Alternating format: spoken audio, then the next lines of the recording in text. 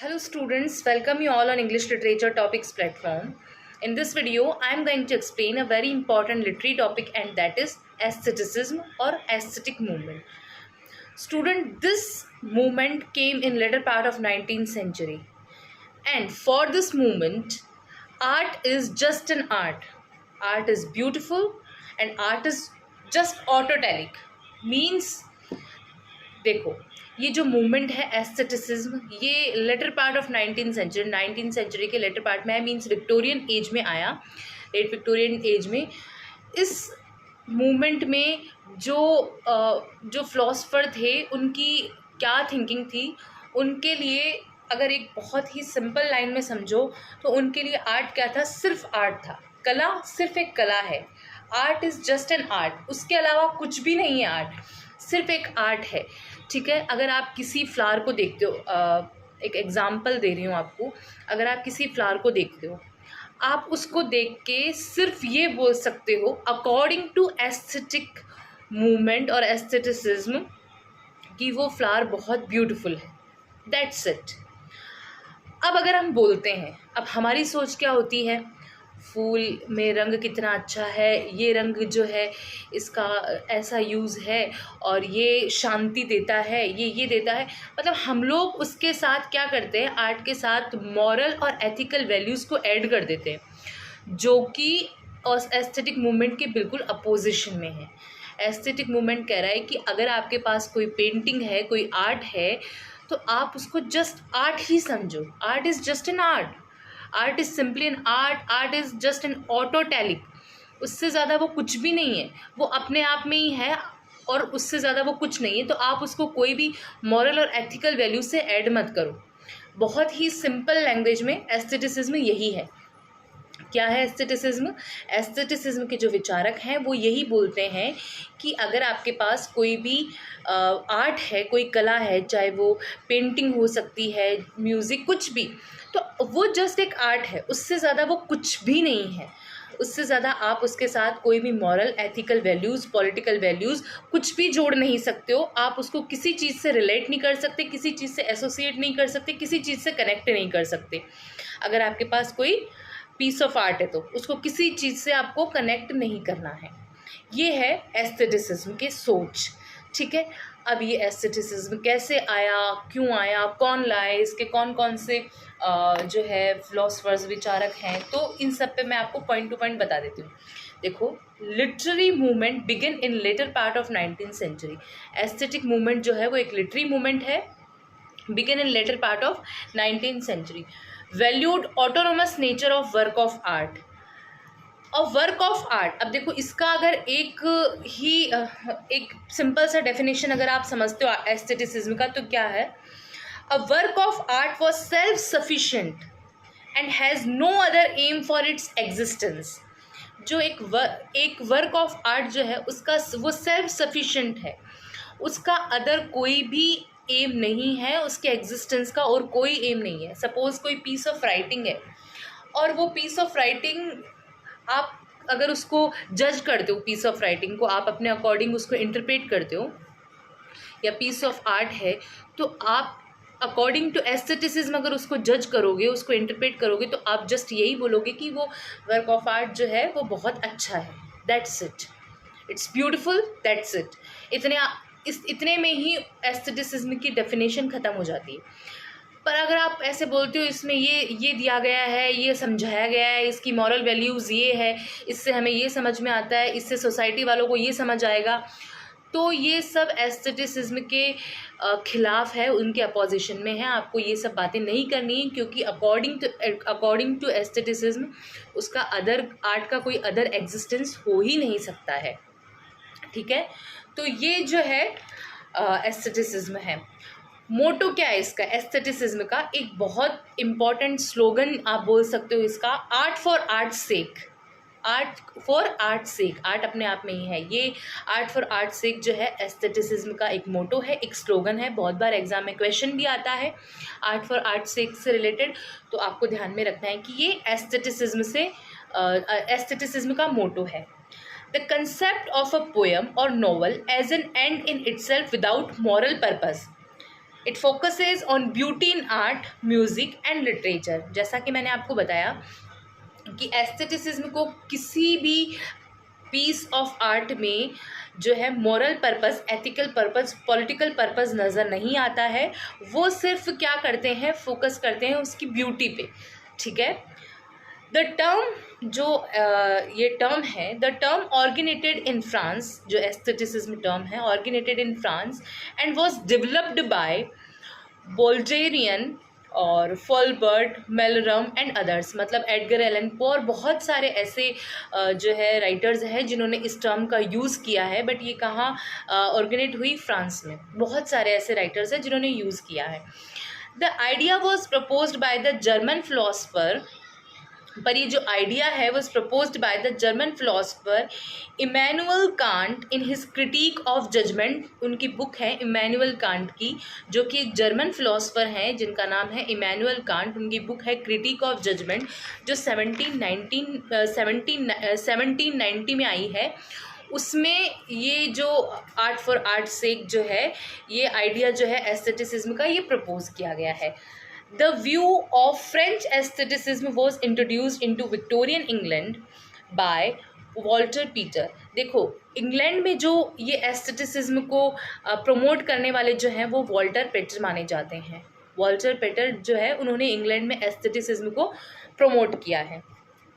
उसके अलावा the original concept, इस आर्ट फॉर आर्ट सेक का जो ओरिजिनल कंसेप्ट है, आई आर्ट पोर आई आर्ट, आई आर्ट पोर आई आर्ट is attributed to the French novelist. उन्होंने किसने किया, एक फ्रेंच नॉवलिस्ट थे जिनका नाम है थियोफिल गॉटियर। थियोफिल गॉटियर, THEOPHILE,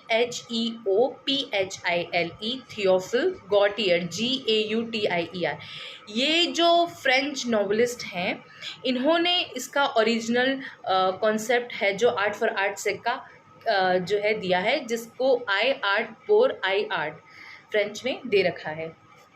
सो ये इसके इंट्रोडक्शन की बात हो गई कि एस्थेटिसिज्म क्या है। इसका इंट्रोडक्शन मैंने आपको बता दिया कि एस्थेटिसिज्म जो है वो सबसे पहले फ्रांस में आया, और उसके बाद फ्रांस में आने के बाद में इसको इंग्लैंड में जो है वॉल्टर पेटर जो है उन्होंने प्रमोट किया इंग्लैंड में।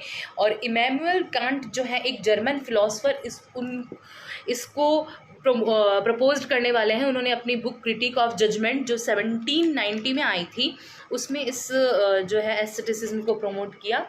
और कुछ और इसके प्रैक्टिशनर्स जो हैं उनके नाम भी आप सुन लीजिए, AC स्विनबर्न, ऑस्कर वाइल्ड, अर्थर सिमन एक्सेट्रा। ये सब इसके कुछ जो है प्रैक्टिशनर्स थे।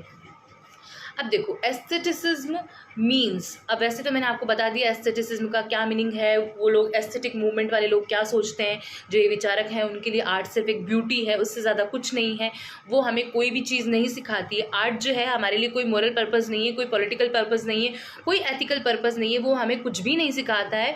वो जस्ट एक आर्ट है और वो ब्यूटीफुल है, बस हमें इतना पता होना चाहिए according to aestheticism. So art is nothing but art is simply an art. Art has no function in the society. Art is not to teach, not to delight. Art हमें कुछ नहीं सिखाता, कोई खुशी नहीं देता। Not to teach, not to delight. Art is self-contained in itself. Art is autotelic, ठीक है, वो अपने आप में ही है।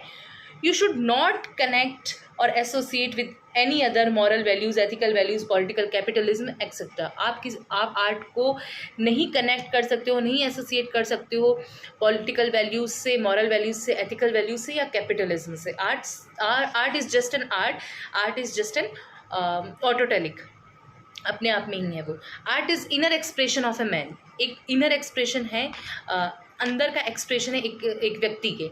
Art is inner expression of a man according to aestheticism. अब देखो, इसकी कुछ important book, studies in the history of renaissance, studies in the history of renaissance book का नाम है, वर्क का नाम है बाय वॉल्टर पीटर, जिन्होंने इंग्लैंड में प्रपोज किया था, विक्टोरियन एज में प्रमोट किया था एस्थेटिसिज्म को। उनका वर्क है ये, studies in the history of the art renaissance by Walter Peter. This work is manifesto for aestheticism. ये वर्क बहुत इंपॉर्टेंट है एस्थेटिसिज्म के लिए। एग्जाम में बहुत बार क्वेश्चन पुट अप हो गया है, हो जाता है। कि studies in the history of the Renaissance by Walter Peter, जो वर्क है वो किससे रिलेटेड है, तो एस्थेटिसिज्म से रिलेटेड है, एस्थेटिसिज्म का मैनिफेस्टो माना जाता है। फिर उसके अलावा ऑस्कर वाइल्ड जो हैं वो भी बहुत इंपॉर्टेंट एस्थेटिसिज्म माने जाते हैं।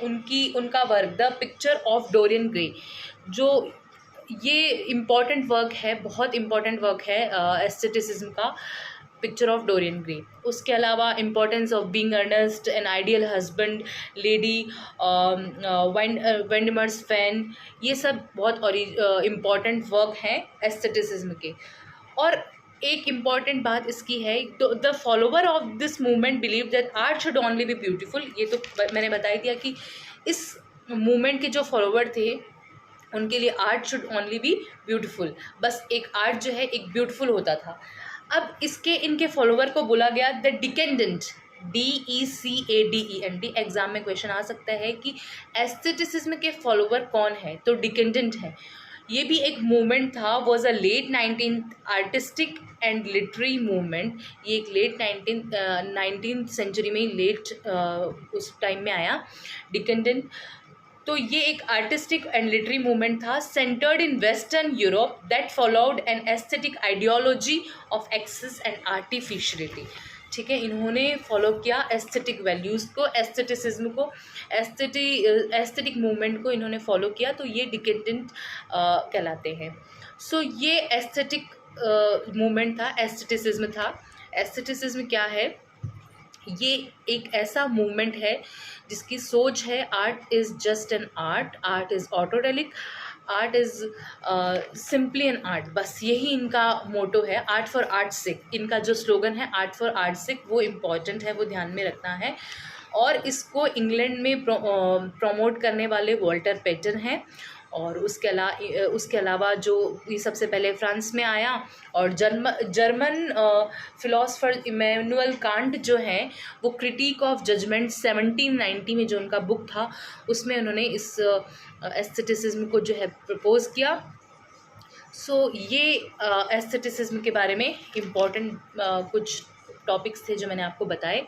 सो आई होप आपको ये पॉइंट समझ में आ गया, ये जो मूवमेंट है एस्थेटिक मूवमेंट, ये समझ में आ गया। कुछ भी नहीं है इसमें, बस इतना है कि कोई भी अकॉर्डिंग टू एस्थेटिक मूवमेंट और उनके विचारकों के अकॉर्डिंग जो कोई भी आपके पास पीस ऑफ आर्ट है, उसको आपको सिर्फ आर्ट ही समझना है, उससे ज़्यादा उसको आप सोसाइटी से या कोई मोरल पर्पस से कनेक्ट मत करो।